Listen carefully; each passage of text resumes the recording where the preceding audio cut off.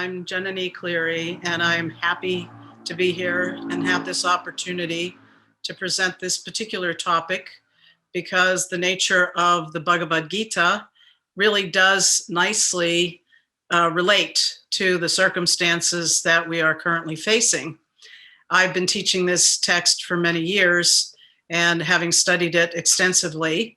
And there is always way more than can be presented in the time period. So we'll just go with what we think or what really helps to hit the nail on the head, so to speak, with reference to this particular topic. I will be also coming in and out of the presentation as I present various topics. So with that, lessons from the Bhagavad Gita for navigating unprecedented times. These are selected verses that provide guidance. So first off, it's important to understand the backstory of the Bhagavad Gita, Arjuna's dilemma. So this had to do with the fact that there were two families, and those families were related. They were two brothers who had children. And so it was the children who had the challenges and the differences. So Arjuna's family were the rightful heirs to the throne, but Arjuna's cousins had taken control of it. And there's lots of stories around how this happened and what happened and so on. But just suffice it to say, what they did was not done in a way that would really benefit anybody. And it was all underhanded and against all, laws and so on. So they had taken control. And the other family, Arjuna's family, they were in the process of trying to get it back. They were told at one point that it would be handed back over to them.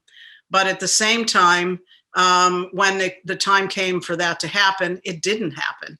And so this meant then that with all the negotiations that they tried, nothing was working. And so they ultimately had to go to war. And so this is the context. He was intent, Arjuna was chief among his brothers, who was intent upon getting this all taken care of, bringing back what was wrongfully taken away from them. And with that, he was preparing for war. And Krishna, and there's a lot, again, to be said about Krishna, but Krishna was considered, first of all, to be obviously someone who stood head and shoulders above all of them. And they all families, everybody recognized this. They knew he was something special. Some of them did not recognize that he was considered to be an avatar, which means an incarnation, but they did recognize that he had a lot more going on than anybody else. And so naturally, everybody was friends with him because of that particular appeal that he had, although he also didn't have friends. There were some people who were, as always, human nature, some people were against him. But in any case, here, he felt that because he was friends with both sides of the family, he did not want to take sides.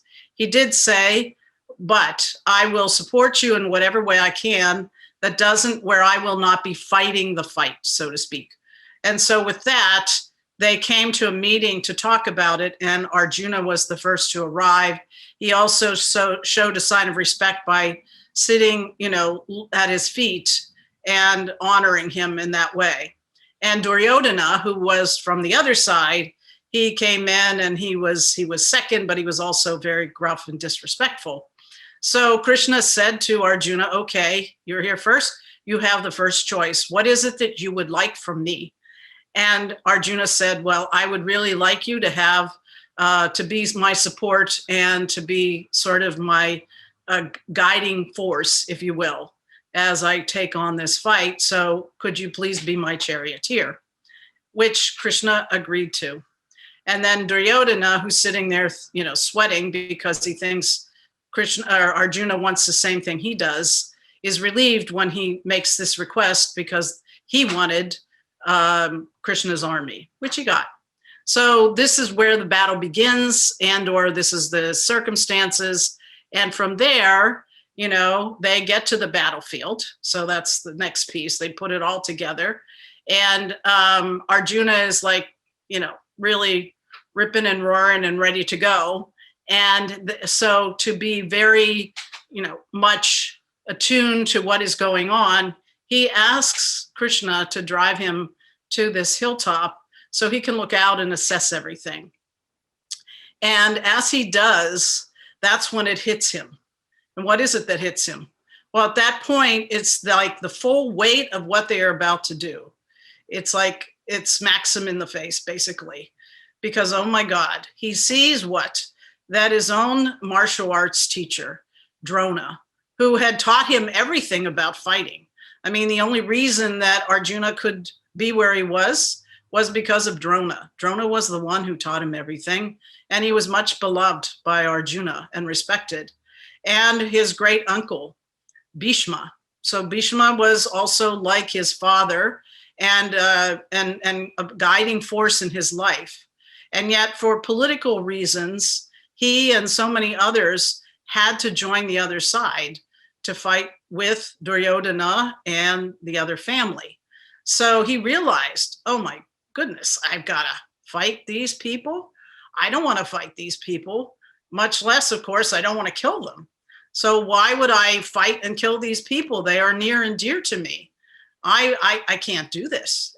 This is, he has, in the description of the text, he has what we would call a meltdown. His hair is standing on end. He's trembling. He can't focus. He's just emotionally blown apart, and he just can't handle it. So he throws down his weapons and basically says, you know what? I'm out of here. I don't want to do this. I am not going into this battle because I just simply, if they want the kingdom, they get it. I don't want it. It's not worth it to me to fight for a kingdom when I have to kill all of these people who are near and dear to me. So with that, he's all fit to walk off. And then Krishna, you'd think, when I first heard this, I thought, way to go, Arjuna. That's exactly what you should be doing. Why would you want to kill these people? What's a kingdom after all? It's nothing. And yet Krishna does not take that perspective. Krishna's response is to remind him that he has a job to do. Okay, you have a job to do, you have to do it. What is his job? Well, he says, first of all, you are the ones who should be ruling. And why? Because you have with you that whole proper orientation of a ruler. A ruler is somebody who gets a lot of perks, but is also somebody who has a lot of responsibility. Chief among them is to protect those that they rule. They are perceived in that context as protectors and supporters of the very society that gives them that authority to rule. So he says, this is what you're supposed to do. And this is why Dharma is the term that's on your side. You're not fighting this for the wrong reasons. Whereas those people on the other side are all fighting, and they are not doing it for the sake of the society. Their first priority is themselves. Granted, they weren't despots, but they were not really there for the sake of others, for the position of being the proper ruler. They were more intent upon keeping themselves in power. And so with this particular setup, being what it is, that you can't just walk away from this, because for the long-term benefits of all of this is the protection of those that you are fighting for. And it is not just this quick sort of, give me this, I get this, I have this power, and I get to run with it and abuse it. We all know that expression, power corrupts, and absolute power corrupts absolutely. So this is where the other guys would be headed, because ultimately that's what happens over time. And he says, Arjuna is like, he's getting it. He doesn't want to get it, because it means then that he has to stand and fight. So he says, all right, if I have to do this, then you better help me understand why and what's behind it. And what is the point of all this? Because if I don't have that, then, all of this is of no consequence to me. I don't have it in me to fight without some kind of mental support, mentals propping up. I need something to go on because I just emotionally, I cannot take this on. And so with this request, Arjuna or Krishna proceeds to teach him. So, and what Krishna teaches is an attitude adjustment based upon self-knowledge. Okay, exactly what does that mean? Well, it means that since his back is up against the wall, he cannot flee the battlefield. He cannot stand down and watch everybody else fight. He must take his position. So when you're in that situation, as again, we are currently in a situation where it's out of our hands. And with that, what do? We have the choice of looking at things in a way that is not helpful, can be defeating, in fact, and can be to our undoing, or you change the attitude. But you can only change the attitude when you have some wherewithal, something to go on. You just can't say, okay, I'm not going to think that way anymore, because there's not enough in that. Even if you force yourself, sooner or later, the pressure will mount and the person will just explode, because it's all a buildup based upon pressure to do something that they aren't convinced about. So here, what is this? He's saying attitude adjustment based upon self-knowledge. Why self-knowledge? Because if you understand, the problem here is one in which Arjuna thinks of himself as in a certain way. So he's thinking of himself in a certain way, and obviously the way in which he thinks, perceives, understands himself is not the way that he should understand. For that, he requires self-knowledge. So self-knowledge is something which it's not a belief. I should make that clear. It's not just, well, maybe, supposing it's this way. Knowledge, emphasizing knowledge, is something that is solid. When knowledge is solid, it doesn't shake or become uncertain. In fact, once you have knowledge, you get to test it against all the circumstances. So that's kind of what's going to happen here. But knowledge is key. You have to know. When you know, and something that you once know, if you really know it, you can't unknow it. So it's solid and steady. And in this case, it happens to be about yourself or the self. And so this makes all the difference, because what else are you going to do when you can't do anything else? Know yourself, as they say. So with that, through 700 verses, Krishna gives Arjuna an understanding about what to think and why knowing what is beyond all of this makes all the difference. So you have to go a little bit outside of that self-circumscribed perception of yourself. This is what he's telling Arjuna. So first he explains that there is more to life, living, and the world than what meets the eye. So it's not your ordinary, I'm talking about the self, it's not your ordinary way of thinking about yourself and the way in which, everybody tends to go about their business, because it is not just about life and living and or the way we perceive the world, but it's a little bit more. It's what we call this bigger picture vision. And it is impossible to effectively deal with this situation or any situation to the greater benefit of all if you are stuck and circumscribed by how you see yourself in a small way. So this is what he's going to do right from the get-go. He's going to expand this vision and talk about the self, not from the 3-foot view, but from a much larger 300, 3,000, 30,000. It's going big. We'll see about that. Anyway, Krishna provides Arjuna with an understanding of what is really beyond all that he is facing. So he has to extend and expand his mind.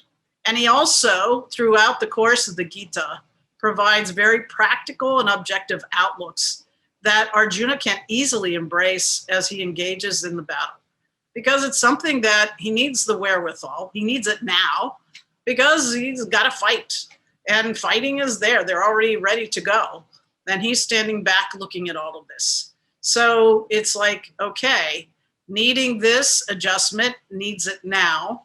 And therefore, in the way in which Krishna is about to present it, he needs to fully absorb whatever it is to solve this problem. It's what we call the fundamental problem. It's a fundamental problem because fundamentally everybody has it. It is also universal. That's the universal. Inherently, it's there and everybody has it. Okay, so what does that mean? There is a lot of ways to go about explaining this. But for these purposes, we'll start with just the mind. And in dealing with situations beyond your control, you can adjust your attitude because, and this is the reasons, I'll just start going through them in a bit, but just to say that this is, again, you have no choice. Your back is up against the wall. You're between a rock and a hard place. So, and you cannot seem to take any action. Again, seeing what we're seeing now. And yet, so what do? Can't do anything. So it begins, technically it begins and ends with how you think. But how is it that you should think? So you first should understand you have the ultimate say over your mind and how you think, no matter what the situation. So you have the choice. You can decide, you can take a look at the way you think. And this requires a certain objectivity, but you take a look at the way you think and recognize, I don't have to think the way I think.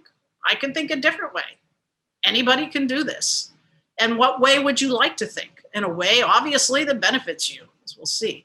So when you realize that as you think, so you become, you obviously want to think in ways that work best for you. Duh, everybody wants that. Why? Because why would I think any other way? So therefore, thinking needs to be adjusted. Thinking means I want it to work for me. And I further understand that here, as it translates, every action begins with a thought, because even brushing your teeth, for instance, you have a thought before you do it. So every action begins with a thought. And also, this is the other thing, that actions actually speak louder than words. People can say one thing, but the actions actually reveal the true thoughts of the person.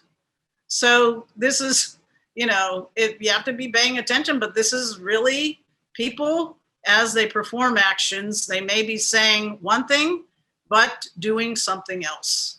And we see the disconnect.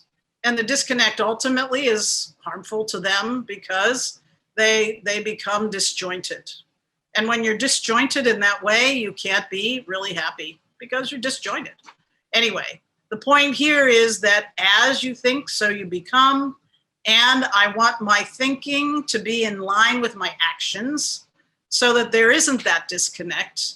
And the other thing is that when you load up your mind with words that provide a clear vision of the big picture situation, you are better equipped to face whatever challenges come before you. Okay, so that's a little bit of a jump, but what we're saying here is you obviously have to think in a way that's benefiting you. So how do you do that? You load up your mind. Load up your mind with thoughts. What kind of thoughts? Well, here, it happens to be what we call the big picture situation, looking at thoughts beyond in the ordinary context. We'll see a little bit more about that in just a bit. And that does what? It gives you the ability to face challenges because it takes you out of your small little sphere. And everybody gets stuck in their small little spheres, especially when you are, hunkered down, when you are stuck in one place with not a lot of freedom of movement. Naturally, the world gets smaller. And so, or it gets circumscribed in certain ways. So with that, this big picture further means that it's basically what I was just saying, but reiterated in this context. I realize that my mind needs to expand beyond its normal and circumscribed ways of thinking. We all have these tendencies to get stuck in normal, patterns of thinking, we would call them. And a pattern of thinking is not bad if it doesn't harm you.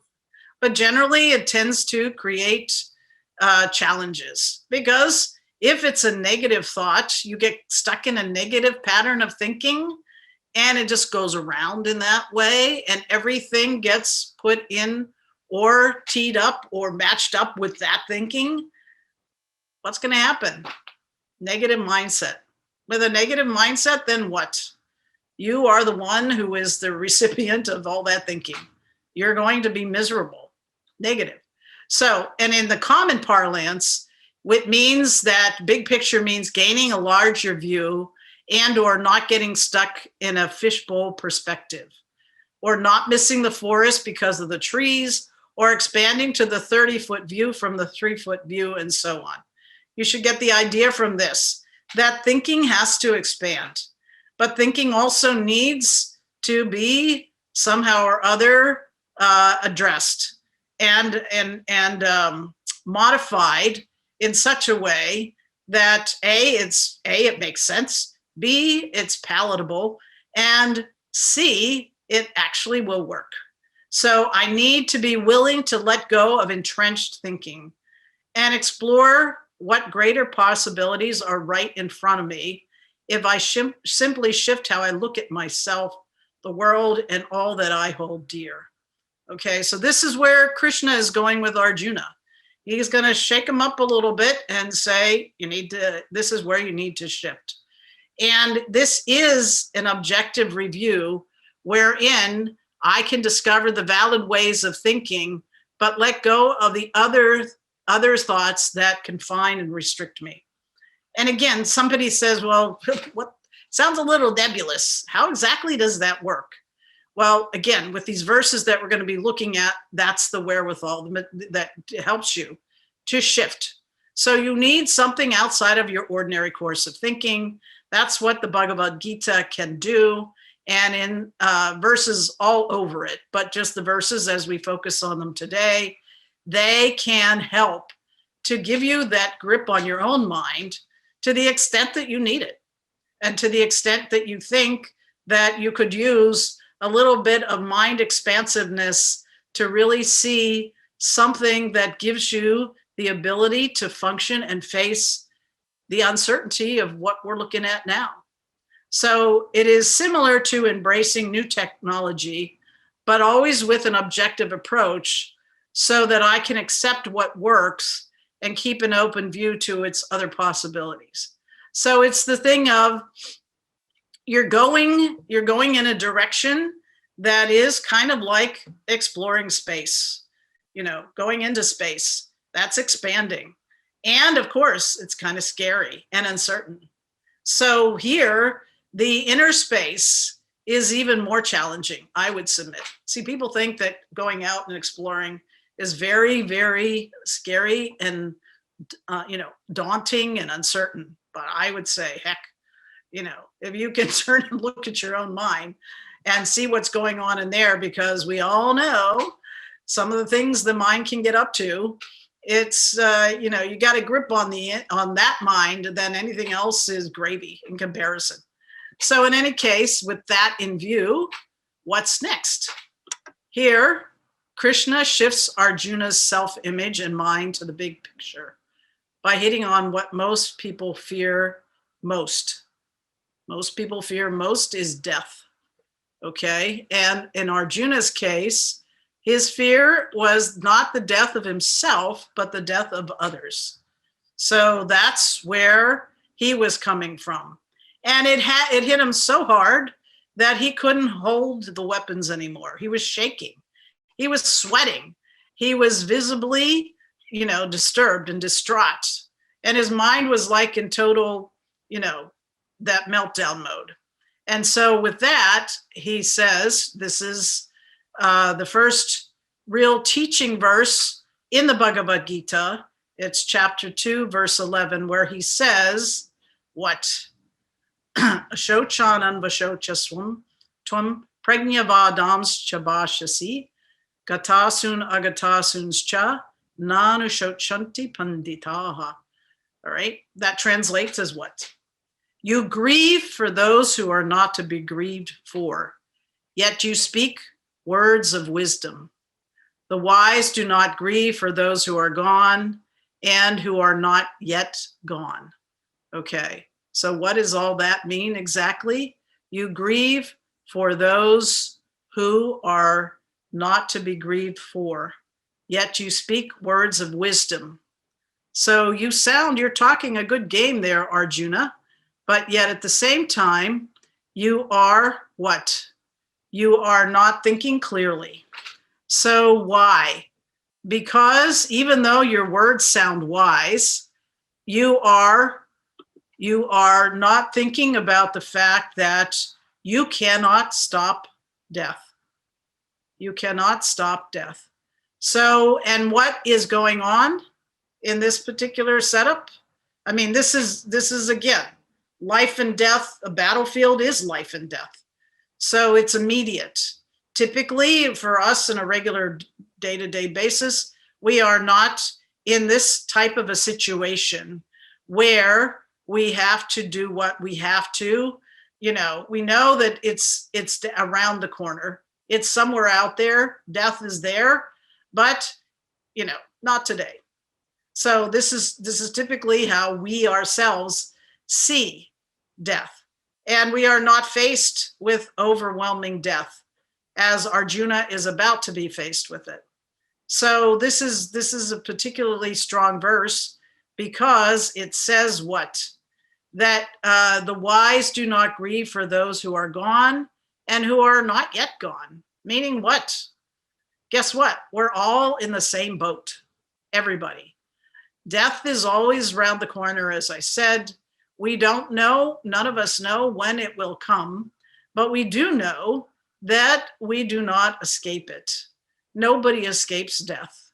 And so to the extent that there is that realization, I can at least by that, focusing on that and saying, okay, it's there. So if death is there, those who are gone, they're already gone. You couldn't stop that. You can't stop this. And so, as the expression goes, nobody here gets out alive. So this is the lot of every one of us. We don't get out alive. And yet, in this realization, it doesn't paint necessarily a pretty picture. It's like, well, gee, talk about negative. That sounds a little negative. But really, it is intended to, when you start to get a grasp of what is being said here, you understand that he's saying that the grief itself is invalid. That's really what he's saying. Grief is invalid in the sense that those who are gone, you can't do anything about it. To continue grieving for them, you have your time of grief. It's not to say you don't grieve at all, but you have your time of grief. You also have over time the missing of those persons or people. But at the same time, you have to put it all in perspective, because if you grieve too much, you are not living your life. And if you are not living your life, then that means that you yourself are not, you're not helping yourself. You're not helping them. They're already gone. There's nothing you can do about that. They're already gone. So yes, I feel the loss. Yes, I have my time of sensing and going through that process, the grief process.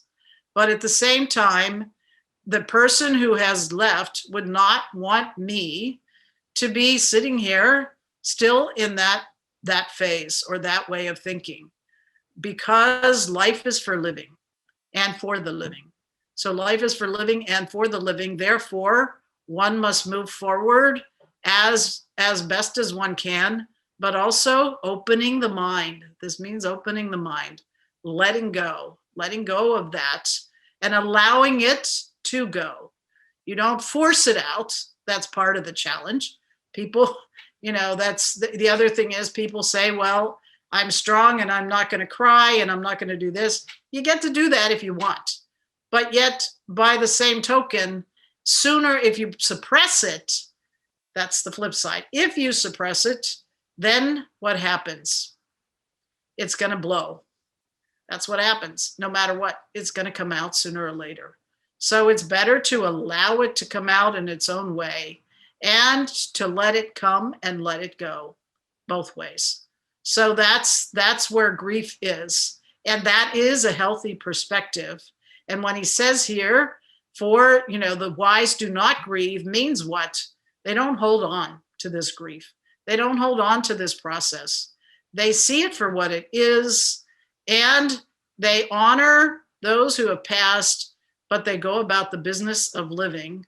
And of course, in that same respect, and for those who are not yet gone, okay, you can't grieve for those who are not yet gone. That is, again, a denial, if you will, of what's happening in life.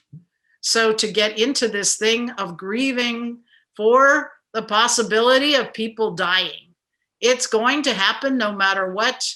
And when it does, you have to trust that based upon your understanding and realization that it is inevitable, that you yourself are better served to live your life, to engage with those people who you have a fear of losing, and make the most of living rather than thinking constantly of dying. So this is what is meant here. So even though, Arjuna is sounding so clear about this, because he's sounding noble and like, I don't want them to die and so on, he's saying that when you have this more balanced perspective, then you don't have this unnecessary grief. You allow the grief to be there when it's there, and you allow it to go. And in the meantime, you keep going, because that is what you must needs do. And if you don't want to do it for yourself, you do it for the sake of others. This is important, okay? If you don't want it to be about you, it's not about you, but you do it then keeping others in view. So further, he says, along these lines, and directly addressing the situation, to elaborate and help Arjuna better understand what all of this is, he says, from a bigger picture perspective, there was what? There was never a time when I did not exist, neither you nor these kings, nor will any of us cease to exist in the future. This is a loaded statement. And it's loaded because it takes it to the next level. By, he's just making this statement. He's going to get into the explanation in the next verse and say a little bit more in that respect. But here he's just simply saying, there was never a time when I did not exist, neither you nor these kings. We all are always existing. Okay, we are always existing, nor will any of us cease to exist in the future. This is taking, as I said, requires a little bit further explanation. So here we go. When he says that, he is establishing that when you say I, you, or say you, I, you as you are the one who does what? And this, again, this is the condensed, not quite the Cliff Notes explanation, but it's a condensed explanation for, the sake of the current context here. So thinking about it as when you say I am, this is a common, spiritual, philosophical, if you will, metaphysical statement. I am establishes I am without any qualifications, simply I am. When you say I am is the one who does what? Who is there. Simply put, you're just there. You are there. Okay? If you're sitting in a chair, in a room, kind of like you are now, I am. You say, I am. Okay? What does it take to say that? Nothing. But what does it say? It says that you are existing right here, right now, and that you are conscious that you are existing. So you exist and you are conscious. So being existing and conscious, what happens? You can register as that, the one who is ever present, existing right here, right now. That's what it means. And you're well aware of that fact. And taking that statement, that simple statement, I am, when you look at yesterday, did you say, you could have said, I am. Now you can say, I was for yesterday. Today, I am. Tomorrow, I will be. Okay. So I am is conscious and existing and ever present. And this is the critical thing, that the person who says that is the one who registers what? That everything else is changing. So everything around you is changing. Your mind is changing. Your body is changing. The world is changing. So your mind, your body, and the world are all changing. But the one who says I am, who is registering change, is not changing. Okay? This is why this is loaded. You are not changing, which makes you changeless. In the text or the context of this, it's often defined as the one who is a witness, observer, sakshi. So the one who is the observer is not changing. Always witnessing. Witnessing what? Change. Change, change, change. Everywhere, change.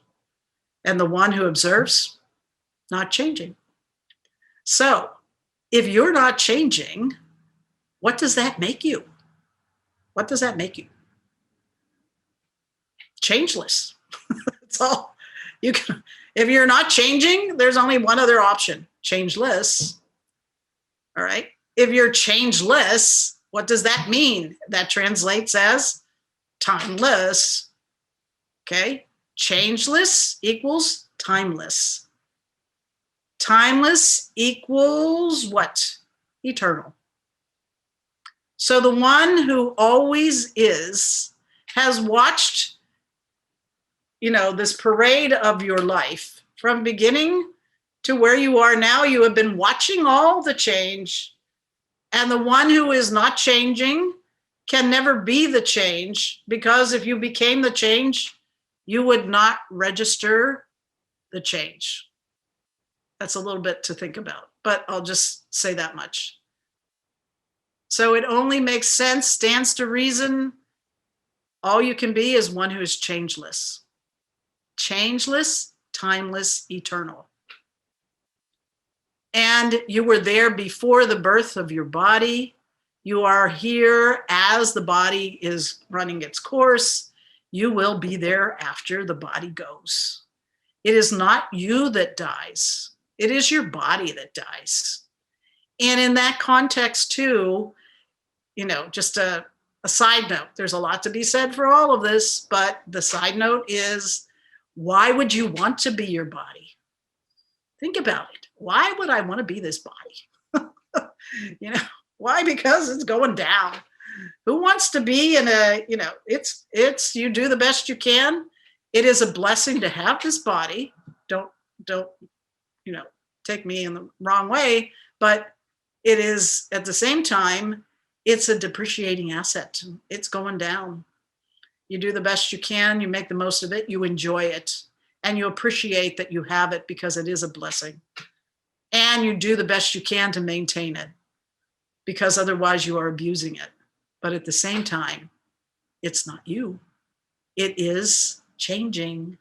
It is something that is headed in a place that's not pretty. So therefore, you always have that in this recognition, the ability to recognize, I am free, I am changeless. This is what he's saying here. There was never a time when I did not exist, neither you nor these kings, nor will any of us cease to exist in the future. Changeless. You are always there. And he gives this example. He gives other examples later too. But this is it hits the nail on the head. Just as for the indweller of this body, there is childhood, youth, and old age, similarly is the gain of another body. And with reference to that, a wise person does not come to grief. Okay, so he adds in. So the indweller of this body is the indweller during childhood, youth, and old age. Okay, so the indweller, the sakshi, the witness, the observer who is not changing, is moving through this and similarly will gain another body. And there's that, again, is another topic, another time.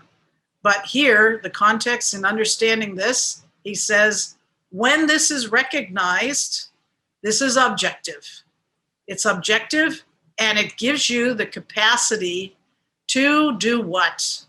To be free from the sense of feeling mortal, that mortality, of the fact that when this body is going down or this body is no longer working or whatever, I don't have to get so caught up in it and identify. It's a problem of identity, mistaken identity, I would say.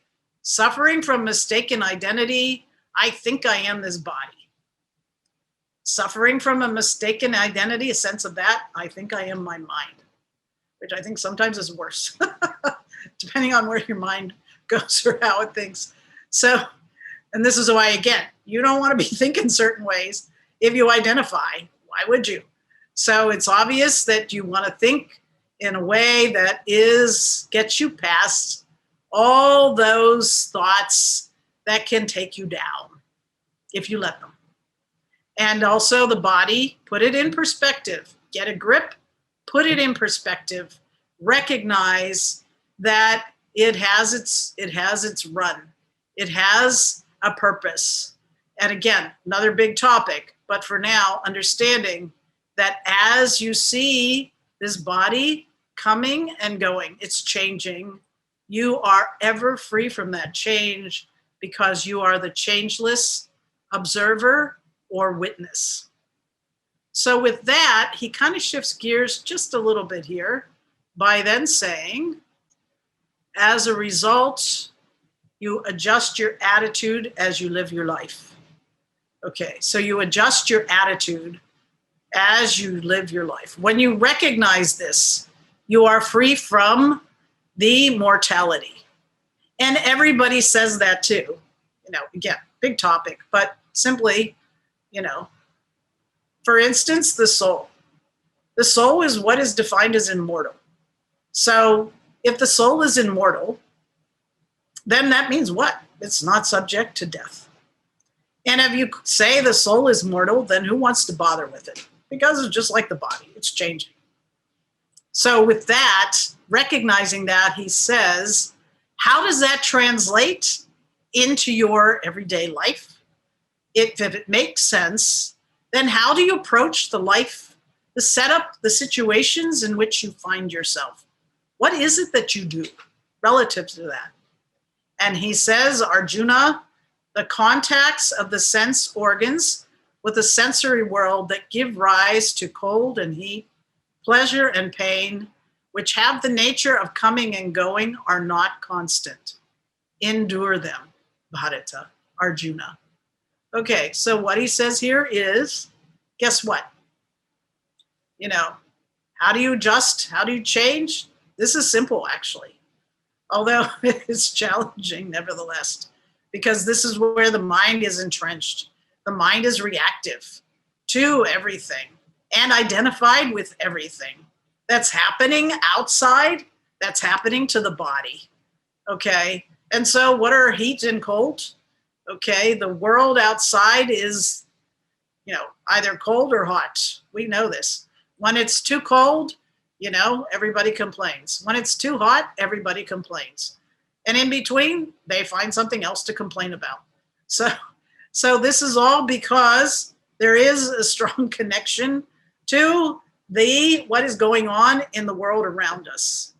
And so this means then that if I get too pulled in, it's one thing to just have a minor reaction, but it's another to get caught up in all of this constant preoccupation with what we call the pairs of opposites.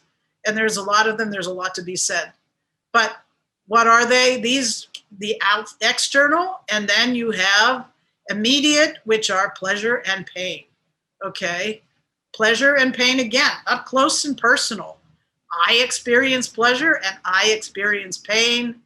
And yet at the same time, when I think about it, take a step back, what do I realize? Oh yeah, this is life. Sometimes there's pleasure, sometimes there's pain. In between, hopefully, there's also, you get a break from both. And everything is neither great nor terrible. But at the same time, these are things which are transitory. And everybody knows this. Everybody also knows that they are to be put up with. They call them being put up with the pinpricks of life. Or, as the saying goes, what cannot be cured should be endured. Because if you get stuck in them and you are constantly trying to chase after or avoid them, then that means you spend your whole life, especially with the pleasure and pain stuff. Why? Because my mind becomes occupied with always trying to find my comfort zone. My comfort zone. And the comfort zone cannot be easily maintained because external circumstances are changing. Your own body is changing. This is another good evidence to me that, you have to see your body for what it is. It is not you. Why? Because if you were your body, you would never allow pleasure and pain to get, you would be able to keep them all in good balance or whatever, or not allow them at all. If you were the body, for instance, you would not allow any of this. And yet at the same time, it seems that you don't call the shots there. In fact, your body doesn't consult you. Doesn't consult you about what it's going to do. I could go on about that too, but it's like you don't even get a memo. Suddenly it's doing something, you fix one thing and something else goes off. It's like, what? You can't win for losing that way, in the sense that it's on its own track. And it has, if you will, its own agenda, so to speak, if you can say that. It's just that it is programmed.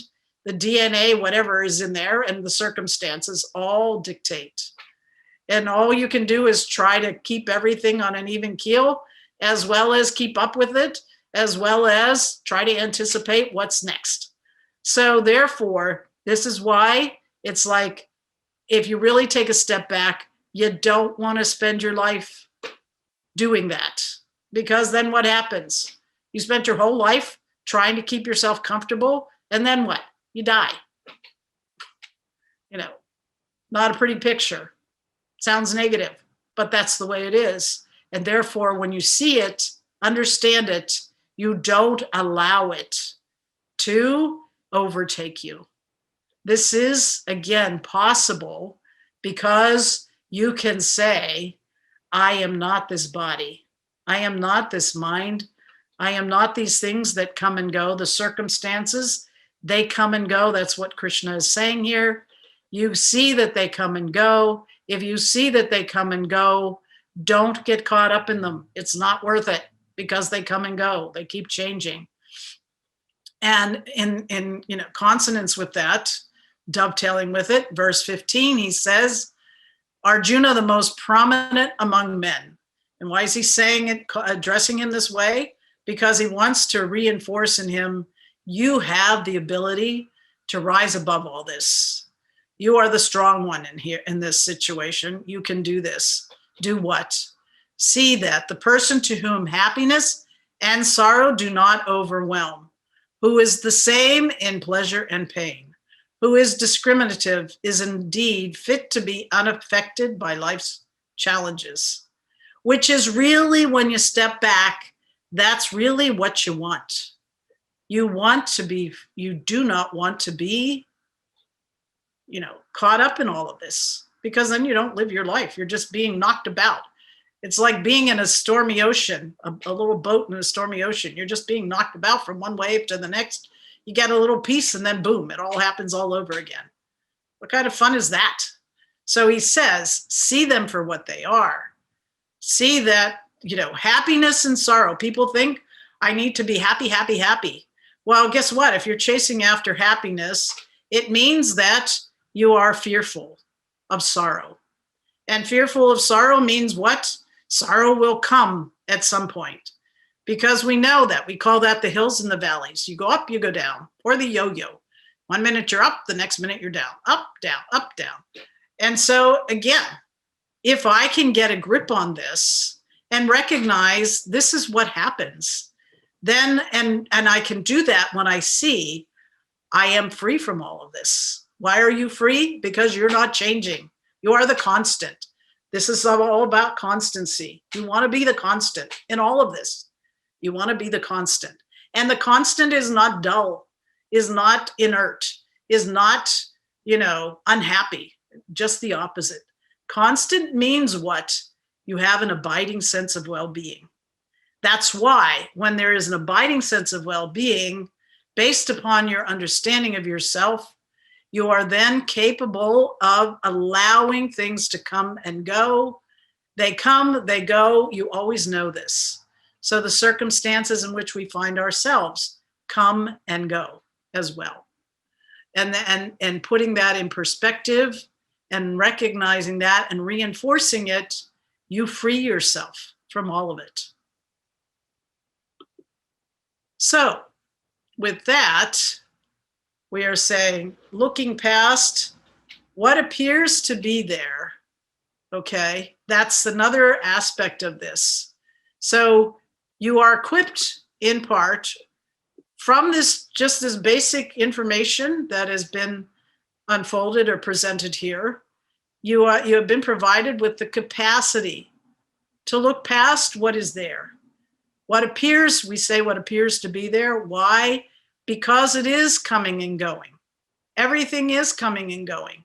Means what? You can't hold it down. You can't pin it down. It's going to change. And everything that changes is something which, because of the nature of change, will not stay the same and therefore cannot be relied upon. So, and we call it an appearance. Everything is putting an appearance in. And there's, again, a lot to be said about this, but what appears to be there, because it's here today, gone tomorrow. We all know this. We see it, we experience, we live it. It's almost in some ways like the dream. The dream seems very real, but when you wake up, what appeared to be there is gone. And so here it's a little bit more solid, but yet at the same time, when you do the process of inquiry, you find that what is there is forever changing. And therefore, you can't pin it down. You can't hold on to it. And again, I could wax eloquent on this because there's so much to be said. But, and simply put too, what you think you're looking at is not there. I'll say this much.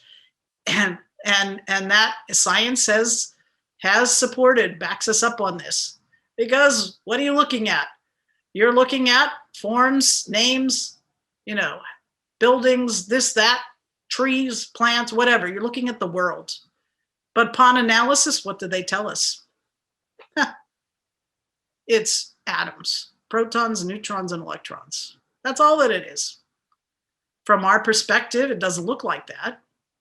But really speaking, that's what it is. So that gives you an appreciation of whatever is in this world just is there for the time being. It's forever changing. And for that, he says, for the changing world, there is never any being For what is unchanging, there is never any non-being. The ultimate truth of both, the changing and the unchanging, is seen by the knowers of truth. Okay, so for the changing world, there's never any being. Like I said, you can't pin it down. Try pinning down some atoms. Try doing that. You cannot pin anything down, because even as you try to get a grip on it, it escapes your grasp. So it seems very solid, but guess what? It's not. Body seems very solid, but guess what? It's every day presenting that it has another side to it. That is not, it's here as though, but it will be gone. Everything as though here, but is going, gone. So what is unchanging is ever present, always. So what is unchanging? Why, that would be you. You are unchanging, okay? And you can never not exist. And if you have any doubts about this, think about I am. Again, that phrase that defines I am. I am means conscious existing. I'm here, very much here, in evidence. And I am conscious. And if I were to say to you, now don't be. Stop existing. Stop being conscious. Okay? Stop. You cannot shut it down. You cannot stop as you are here and now. You cannot stop the fact that you are conscious and that you exist. But you see that everything else you can shift and change, including your mind. So when you say the witness I am, ever present, that is always there and not changing.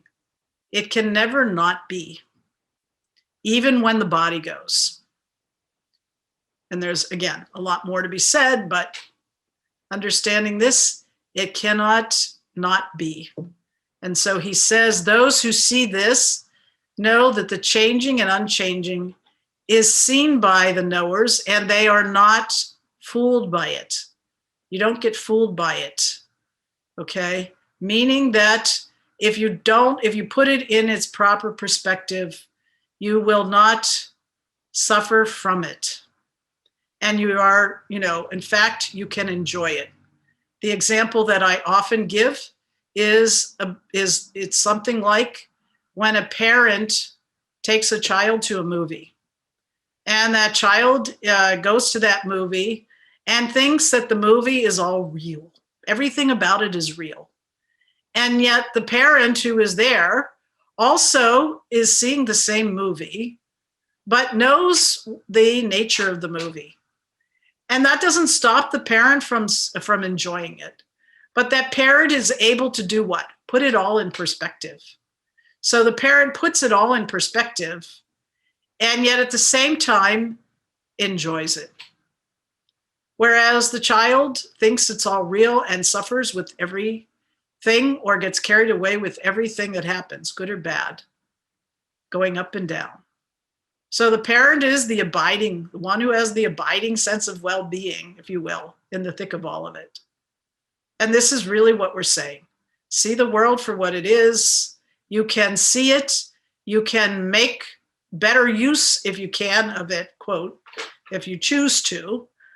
Although there's, why would you need to, in a way? But at the same time, and you don't get pulled in to these vortices and spirals, downward spirals and spins of all the stuff that happens negatively and the circumstances in which we find ourselves. We simply have to see them for what they are. When you maintain a certain perspective that way, you have a better chance of doing what needs to be done around them, rising above them and moving past them, so that they don't keep you circumscribed and limited and caught up like a prison in your own mind, in your own world. You just keep expanding your mind and looking beyond all of that, which he says, know that by which this entire world is pervaded, to be indeed indestructible. No one can bring about the destruction of that which does not change. And again, this is just the tip of the iceberg in terms of perspective. There is so much more to be said around all of it. But in understanding this, you understand that what is indestructible, unchanging, is ever present. It is the very nature of yourself, and you are forever unaffected by all the change, even as the change goes on. And it gives you then what? That leg up at every turn to really live life in a way that is, beneficial to you. It gives you the ultimate benefit. And in the process, it also benefits others. And it's not a question of whether everybody needs to know this or not. It starts with you. You need to simply take a look at it. See how it works. This is the beauty of it. It's knowledge-based, so you can challenge it. You can pick at it. You can see whether or not it really holds up. That's all part of it. And that's why also the Gita goes on for 700 verses, because Arjuna is not completely convinced. So he keeps asking questions. And he wants to understand with the intent of understanding, because when you think about it, it's ultimately a really good deal. Why is that? Because destruction, indestructible, is another way of saying changing, changeless, limited, limitless.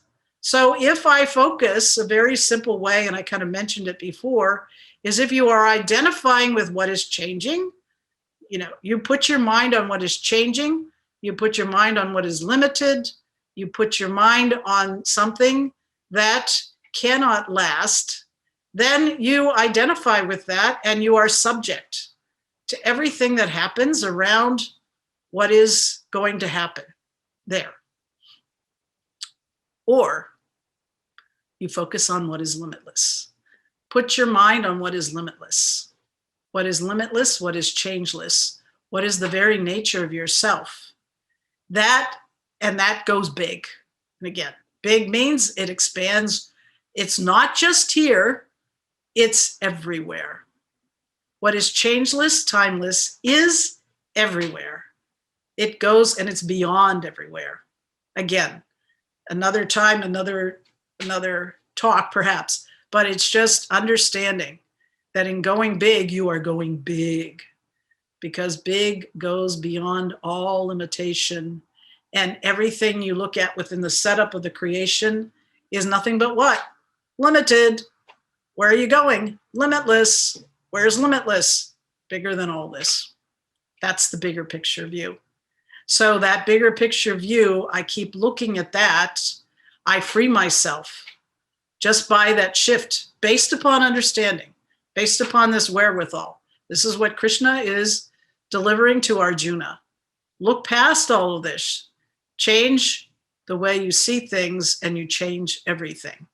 And so in our current circumstances, this is a guaranteed, no question about it, way to see and rise above everything that you find yourself having to deal with. And I wish you all the luck and all the best as you do whatever it is that you have to do and what you find yourself facing. Please stay safe and be well. Om.